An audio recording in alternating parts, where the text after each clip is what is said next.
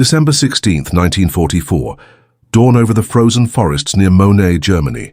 The ground shook as another wave of American artillery howled through the icy sky. But this barrage carried a sound unlike anything the Germans had heard before. The shells did not bury themselves in the earth or explode among the trees as expected. Instead, they burst high above the battlefield, scattering molten steel downward in a storm that no trench or foxhole could withstand. Soldiers of the 326th Volksgrenadier Division, hardened men who had endured years of brutal combat on the Eastern Front, found themselves facing an invisible terror that defied every instinct they had learned about survival. Entrenchment meant nothing. Cover meant nothing. Death now came from the air with unearthly precision. At the center of this transformation stood Colonel Oscar Alfred Axelson of the 406th Artillery Group, a man who, without authorization and in direct defiance of orders, had made a choice that would alter the course of the Battle of the Bulge. He had commanded his gunners to employ a weapon so secret that only a handful of Allied officers knew of its existence. Inside those shells lay the future of warfare, the proximity fuse. Within its casing hid a miniature radar brain capable of sensing its distance from a target, igniting the charge at the exact moment to unleash maximum destruction. This invention multiplied the killing power of artillery 50-fold, rewriting the laws of combat in a single devastating salvo. The German infantry advancing through the Ardennes could not know what had struck them. They only felt the sky itself split open above their helmets. What had begun as Hitler's boldest gamble, Operation Watch on the Rhine, launched with 200,000 men, 1,000 tanks and nearly 2,000 guns, was about to meet an unseen force so powerful it would not only shatter their advance but forever change the meaning of modern. War Hitler had promised his generals that this offensive would tear the Allied armies in half and seize Antwerp, forcing the war onto terms favorable to Germany. At 5:30 hours on December 16th, the opening barrage achieved total surprise. Along an 85-mile front, German artillery thundered at a rate of 1,600 rounds every minute, a storm of fire unmatched since the First World War. American intelligence had failed catastrophically. The massive German buildup had gone unseen, and many of the frontline units were either inexperienced replacements or exhausted veterans placed in the Ardennes for what was supposed to be a quiet assignment. At Monschau, Colonel Axelson stood at the center of an impossible crisis. The 38th Cavalry Squadron, a lightly armed reconnaissance unit, was collapsing under the weight of overwhelming German numbers. Conventional artillery fire could not stem the tide. In that moment, Axelson made the decision that would define him forever. Without orders, knowing the consequences could mean court-martial, he commanded his men to load the closely guarded secret of the Allied arsenal. Proximity-fused shells were fired into the frigid morning sky, and the battlefield changed instantly. German soldiers advancing in disciplined formations suddenly found themselves under an invisible weapon they had no defense against. The shells did not crash into the soil as expected. They burst 30 to 50 feet above their heads, each detonation creating a cone of steel fragments that swept across hundreds of yards. No foxhole, no tree, no trench offered safety. Veterans who thought they understood artillery patterns were cut down where they hid, discovering too late that every lesson they had learned on other fronts no longer applied. The secret science of death had been unleashed. The proximity fuse was the pure embodiment of American ingenuity and industrial might. Traditional shells relied on impact or crude timers that often detonated too soon or too late. This device carried a miniature radar system, no larger than a coffee can, packed with 130 components including fragile vacuum tubes, that somehow survived the crushing force of 20,000 times gravity when fired from a cannon. At the moment of launch, acceleration shattered a glass ampule inside, releasing chemicals that formed a battery, powering the radar brain for the shell's deadly flight. The result was a weapon that could think, that could decide, and that turned the very air above the battlefield into a killing ground. At the heart of this revolution stood Dr. Merle Tuve of Johns Hopkins Applied Physics Laboratory, a man who drove the project with the same relentless urgency as the Manhattan Project itself. His laboratory, hidden in plain sight behind the facade of an abandoned car dealership in Silver Spring, Maryland, became the command center of one of the most secret undertakings of the war. At its peak, the facility employed 3% of all American physicists, guarded by a security system rivaling that of the atomic bomb program. Workers were forbidden to discuss their tasks even with family, and every single fuse carried its own serial number to ensure strict accountability. The obstacles seemed insurmountable. Vacuum tubes built for living room radios had to be reinvented to withstand the crushing violence of artillery fire. They had to function while spinning thousands of revolutions per second, endure bitter cold and driving rain, and still be sensitive enough to detect a target without igniting too soon. The solution came through an innovation that would shape the future of technology: miniaturization. Dr. James Van Allen designed tubes no larger than pencil erasers, each one containing the complexity of a conventional radio tube, yet compact enough to survive the shock of being hurled from a cannon. By the end of 1944, American industry was producing 40,000 of these miraculous fuses every day. More than 100 companies, from RCA to General Electric, Sylvania to Crosley, poured their resources into the effort. The cost soared past $1 billion, a staggering sum in 1940s money, second only to the atomic bomb in wartime expenditure. When Colonel Axelson fired those first shells on December 16th, he unleashed not only a weapon but a crisis. His decision violated strict orders that confined proximity fuses to anti-aircraft use, the fear being that if one fell into German hands, the secret could be stolen. Yet the results at Monschau were undeniable. The German assault had been smashed with such ferocity that both attacker and defender were stunned. News of the breakthrough reached Supreme Headquarters almost immediately. General Eisenhower, facing disaster across the Ardennes, urgently requested full authorization on December 19th. By December 21st, the restriction was gone. Proximity fuses were cleared for use across the entire front. What followed was a triumph of American logistics. Within days, the fuses were racing through the supply system, arriving at desperate battlefields where every shell counted.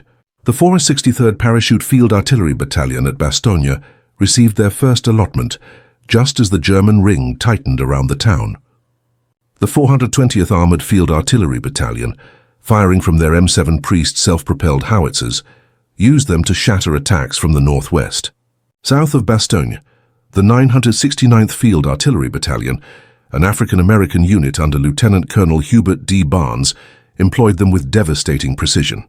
Across the Ardennes, the verdict was the same. Proximity fuses had transformed artillery from a supporting arm into the decisive instrument of battle. Forward observers no longer had to spend precious minutes adjusting fire. With proximity fuses, each shell found its own perfect height, detonating where it inflicted maximum damage. Accuracy mattered less, lethality multiplied. Nowhere was this power displayed more clearly than at Bastogne. The 101st Airborne Division, cut off, outnumbered and surrounded on every side, held the vital crossroads while wave after wave of German troops tried to break through. Their salvation came not only from their stubborn defiance, but from the guns of the 463rd Parachute Field Artillery Battalion. These men, armed with 75mm pack howitzers, fired 7,676 rounds between December 19th and the final day of the year. Only a fraction carried proximity fuses, but those that did left a terror the enemy could not withstand. Entire platoons dissolved beneath airbursts that rained jagged steel downward with merciless precision.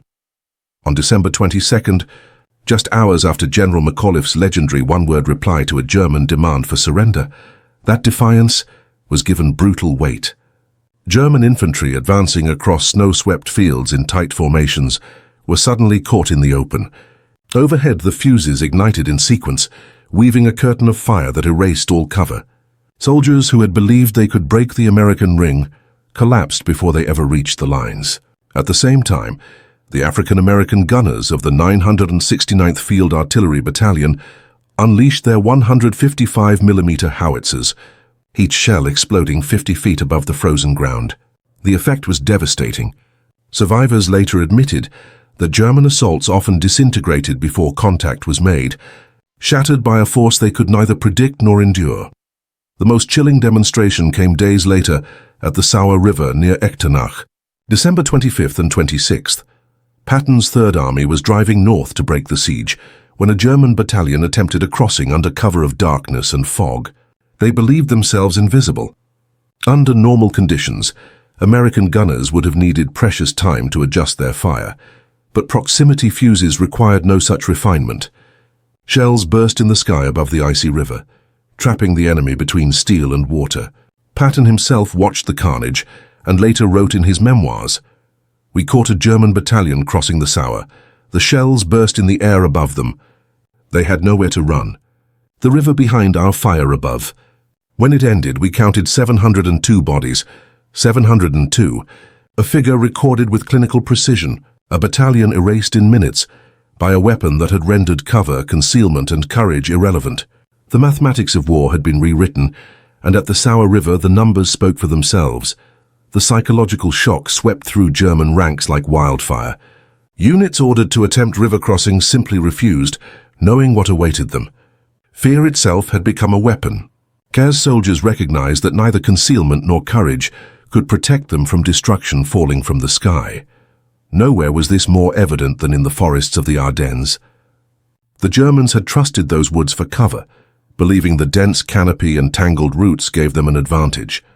Yet the arrival of proximity fuses turned those same forests into killing grounds. A detonation 30 to 50 feet above open ground was lethal enough. But when it occurred beneath a canopy of towering trees, the effect multiplied beyond comprehension. Airbursts shattered thick branches into jagged splinters, some as long as a man's arm, each propelled at deadly velocity. Every tree became a weapon, every fragment of wood another shard of shrapnel. Tactics that had been reliable for centuries crumbled overnight. Digging beneath roots or hugging tree trunks no longer offered safety. From above, steel fragments and wooden lances rained down in all directions. A single 155mm shell bursting in the canopy could scour an area the size of a tennis court, leaving nothing alive beneath it. German units, trained in forest warfare and skilled in dispersal or concealment, discovered their craft rendered meaningless. Spreading out only widened the kill zone. Closing ranks for mutual support meant a single shell could erase entire squads. There was no solution. No maneuver could counter technology that rewrote the rules of battle itself.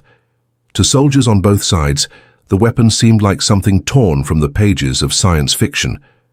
Each fuse carried a tiny radio transmitter, humming at high frequency, sending invisible waves that bounced off trees, the ground, even human bodies. As the shell descended, the returning signal grew stronger.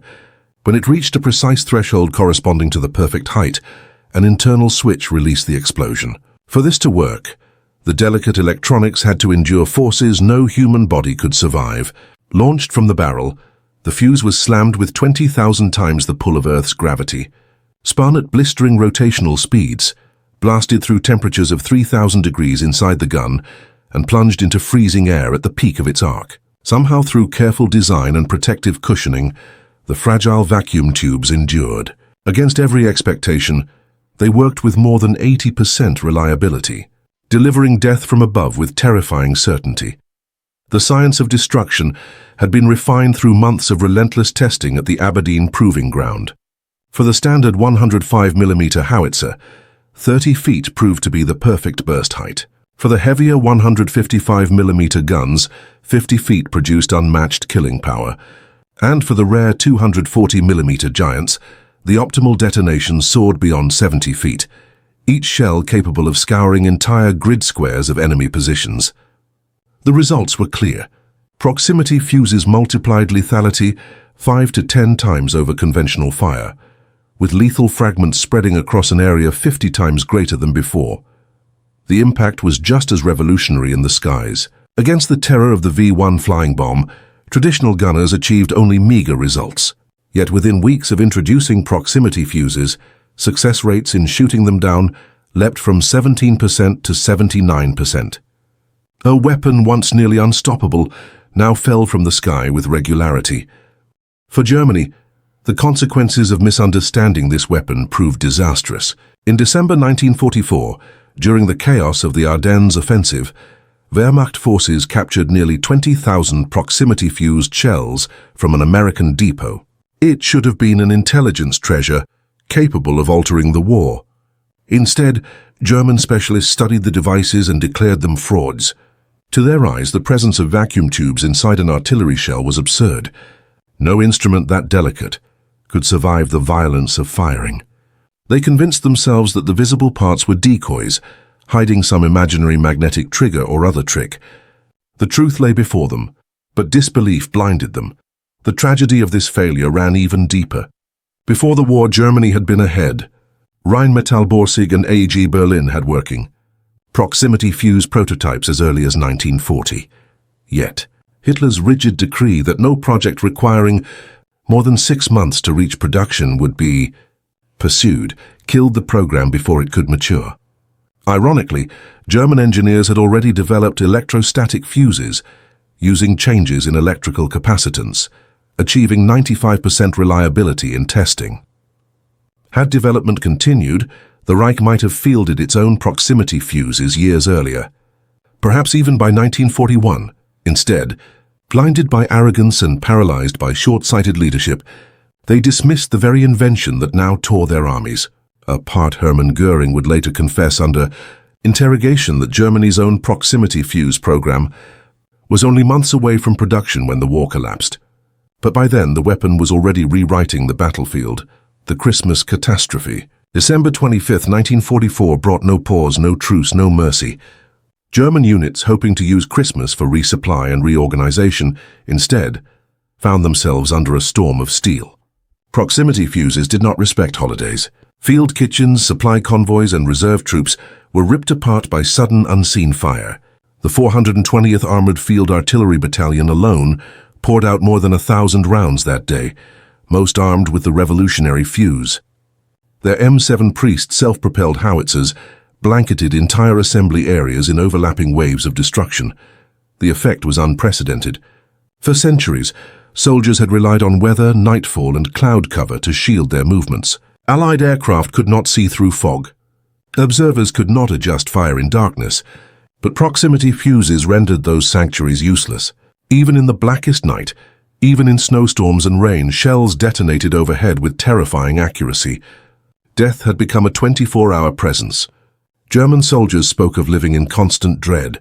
Every whistle of incoming fire a promise of annihilation. Malmedy and Skorzeny's elite. On December 21st, Colonel Otto Skorzeny, Hitler's favorite commando, the man who had rescued Mussolini and infiltrated Allied lines in stolen uniforms, launched his elite troops toward Malmedy. These were not ordinary infantry, but hand-picked veterans who had shaken entire fronts with daring operations. They advanced disguised as Americans, believing deception would give them the upper hand. Instead, proximity-fused shells tore through their ranks. The artillery seemed to know exactly where they were. Overhead bursts shredded their formations, ripping apart the illusion of control. Survivors reported scenes of horror. SS men trained in ruthlessness and indoctrinated with faith in German superiority broke under the rain of steel. Some charged headlong toward American lines, preferring a bullet to the unbearable torment of bombardment. Skorzeny's attack collapsed in chaos, his elite reduced to shattered fragments of the force that had once terrified Europe. The arsenal of democracy at work. Behind the front lines, America's industrial machine performed a miracle to sustain the weapon. By late 1944, more than 100 companies had abandoned civilian production to churn out proximity fuses. The Crosley Corporation, once building refrigerators, now assembled firing mechanisms. Emerson Radio retooled from living room electronics to battlefield technology. RCA, General Electric, and Sylvania devoted entire factories to the program. Quality control was ruthless. Each fuse contained 130 individual components, every part tested and retested, every solder joint inspected beneath magnification. Random samples were fired live to prove survival under combat conditions. Any piece showing the slightest flaw was scrapped. The workforce, largely women, many working 12-hour shifts 6 days a week, met this impossible demand with unwavering precision. In silence and secrecy, they produced the unseen weapon that shattered German hopes in the Ardennes. They worked in silence, never told what they were building, only that it was essential to victory. Compartmentalization kept the secret safe. No one knew the full picture. Yet by December 1944, their tireless labor was producing a proximity fuse every 2 seconds, day and night. What had once cost more than $700 per unit in 1942, more than a worker's yearly salary, now cost just $18, without sacrificing quality. This miracle of efficiency allowed 22 million fuses to be produced during the war, with 200,000 unleashed during the Battle of the Bulge alone. Patton grasped their true value faster than anyone. Driving his Third Army north toward Bastogne, he turned the weapon into an instrument of breakthrough. His artillery commander, Brigadier General Edward Williams, invented tactics that multiplied the fuse's terrifying potential. Time-on-target concentrations, multiple battalions firing so their shells arrived together, created synchronized storms of steel. When dozens of proximity-fused shells detonated at the perfect height at the same instant, the effect was apocalyptic. German survivors called it the bell toll of death. Between December 22nd and 29th alone, Patton's army fired 50,000 of the new shells, battering German defenses into collapse and opening the corridor to Bastogne. Patton would later remark simply, "The funny fuse won the Battle of the Bulge for us." At Elsenborn Ridge, the weapon reached its fullest, most brutal demonstration. The 2nd and 99th Infantry Divisions clung to their ground against the 6th SS Panzer Army, Hitler's elite, including the dreaded 1st SS Panzer Division Leibstandarte Adolf Hitler. For 3 days, December 17th through 19th, American artillery unleashed 160,000 shells, 40,000 of them proximity-fused. Though only a quarter of the rounds carried the secret device, they inflicted nearly 2/3 of the 5,000 German casualties. The math told the story. Each fuse multiplied American firepower fourfold. The assaults came again and again up the forested slopes, but the airbursts shredded them. Entire companies vanished in seconds. Bodies lay so thick across the approaches that new waves of attackers had to climb over their own dead just to advance, and were cut down in turn. After 3 days of slaughter, the attacks ceased. The Waffen-SS, Hitler's chosen elite, had been broken, not by numbers, not by luck, but by American science and steel. On New Year's Day 1945, the Luftwaffe made one final desperate gamble. Operation Bodenplatte, 900 fighters unleashed in a massive surprise strike against Allied airfields. The attack achieved total surprise. Dozens of Allied aircraft burned on the ground. For a brief moment, it seemed as if German air power had found new life. But as the pilots turned for home, the skies themselves betrayed them. Walls of anti-aircraft fire awaited, and this was no ordinary flak. The guns were now armed with proximity fuses. Shells that once relied on guesswork now detonated with mathematical certainty, right in the path of speeding aircraft. Out of the 277 German planes lost that day, 172 were blasted from the sky by flak batteries, most firing proximity-fused rounds. The kill rate was unprecedented, beyond anything either side had thought possible. Veteran Luftwaffe pilots, trained to weave and dive past predictive fire, suddenly found death bursting all around them, unavoidable, inescapable. The Luftwaffe, already crippled, never recovered from that day. By early January, the weapon's existence could no longer be hidden. Too many shells had been fired. Too many soldiers had witnessed their uncanny effects. On January 6th, the War Department authorized limited disclosure. The New York Times published a brief story. A new artillery shell had been introduced, one that multiplied the effectiveness of American guns. But no technical secrets were revealed. Across the front, German intelligence finally pieced together the truth, but too late. On January 10th, a report from Foreign Armies West grimly admitted, "The Americans possess a radio-controlled artillery fuse that detonates shells at optimal height for anti-personnel effect. This weapon has caused severe casualties among our forces in the Ardennes. No effective countermeasures exist." The war's survivors confirmed what the data already showed. Field Marshal Gerd von Rundstedt would later admit, "The proximity fuse was decisive. Our attacks broke down not because of American courage, though they fought well, but because of artillery that seemed to have eyes." General Hasso von Manteuffel, commander of the 5th Panzer Army, echoed him. "The American artillery was the terror of our soldiers, especially the new shells that exploded in the air. They sowed panic even among hardened veterans, Soldiers who had survived years of brutal combat. The numbers alone reveal the scale. 200,000 proximity-fused shells fired in the Ardennes, inflicting between 15 and 20,000 German casualties, nearly 1/5 of their total losses in the battle. Each shell was 5 to 10 times more lethal than conventional ammunition, and unlike traditional fire, required no observers, no clear skies, no mercy of weather. Death simply arrived from above, unerring, inescapable, but behind the cold arithmetic lay human tragedy. Many of those caught beneath the storm were not seasoned soldiers, but boys, teenagers conscripted in the Reich's final desperate gasp. They died in ways warfare had never known, cut down by weapons that seemed to think to find them wherever they hid.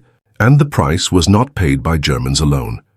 In the factories of Crosley, Emerson, RCA, and General Electric, American workers endured their own torment. Accidents hushed up for secrecy, exhaustion, nervous breakdowns, 12-hour shifts, 6 days a week, producing weapons of unimaginable lethality without ever knowing what they were making. They carried that burden in silence, and yet war forces impossible moral calculations. The Battle of the Bulge cost 19,000 American lives. Without the proximity fuse, how many more would have been lost? How many more days and weeks would the war have dragged on? How many more would have perished in the gas chambers and camps while the front lines stalled? Every day the weapons shortened. The war meant thousands saved from annihilation. Its legacy reached far beyond. 1945. The miniaturized vacuum tubes forged in secrecy became stepping stones for modern electronics. The rigorous quality control demanded by fuse production became the template for post-war industry. The massive web of suppliers and subcontractors pioneered the methods of modern supply chain management. Dr. James Van Allen carried his expertise into the space age, using the same principles to discover the radiation belts that bear his name. The radar techniques evolved into advanced sensing systems, and above all the concept of a munition that could sense its environment and decide when to act. Born in the Ardennes became the ancestor of every guided missile and smart weapon that dominates modern battlefields. When the Battle of the Bulge ended on January 25, 1945, German forces were in full retreat. Hitler's last gamble had cost him 100,000 men for nothing. The Americans had lost 75,000, including 19,000 killed, but they had held the line. The proximity fuse had proven itself not just as another weapon, but as a war winner. Eisenhower would later reflect that had the Germans possessed this device, the outcome of D-Day itself might have been in doubt, perhaps even impossible. The Ardennes had witnessed not only the last gasp of the Wehrmacht, but the dawn of a new age of warfare, where weapons could think, decide and strike with a precision no soldier could match. A revolution born in the snow and fire of Europe's darkest winter, and one that still echoes across every battlefield today. They were never just an improvement in artillery. They were something entirely new, a revolution that changed the very mathematics of war. For the German soldiers caught beneath their bursts, it was unlike anything ever experienced before. Death seemed to think, to hunt, to find them wherever they hid. The very air above them became a killing field, transformed into a weapon. From Colonel Axelson's unauthorized gamble on December 16, 1944, to the mass deployment of 200,000 shells across the Ardennes, the proximity fuse proved beyond doubt that science could decide battles. The weapon was not born from numbers of men or tanks, but from the convergence of American industry, scientific genius, and commanders willing to adapt. It was innovation made manifest, and it shaped the outcome of the war itself. Yet its story reaches beyond the battlefields of Belgium. It revealed that an industrial democracy could produce weapons of devastating precision. That technological superiority could overcome numerical inferiority, that in modern war the side with the best science often prevails. These truths shaped not only the closing months of World War II, but the very structure of warfare for generations that followed. In the frozen forests of the Ardennes, the age of technological war truly arrived. Tiny radar sets hidden inside artillery shells rewrote the laws of combat, forever changing how humans kill, how nations fight, how wars are won. The German soldiers who died beneath those airbursts were not only casualties of a single battle, but the first victims of a revolution in warfare, one that continues to shape our world to this very day.